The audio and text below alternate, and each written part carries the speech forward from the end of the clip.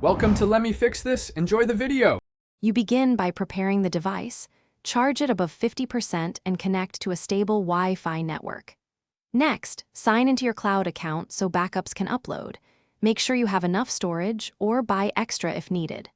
Once done, enable automatic backups for photos, contacts, and messages. This ensures recent data is captured. You're starting actively now. Trigger a manual backup in Settings so the latest changes are saved before you move on to transfer steps.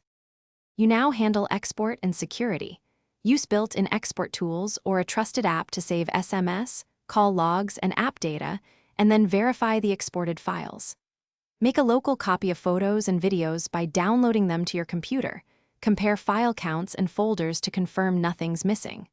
Also, make sure you record account passwords, enable two-factor authentication, and save backup codes offline. These steps prevent lockouts when you set up the new phone. You finish by transferring and verifying.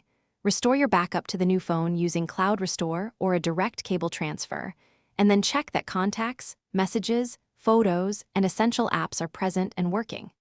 Make sure app logins and permissions are set correctly so notifications and syncing resume. If something goes wrong, transfer stalls, or items are missing, try a wired transfer, confirm both devices have enough storage, or restore individual backup files to recover. Thanks for watching. If you found this helpful, don't forget to like and subscribe.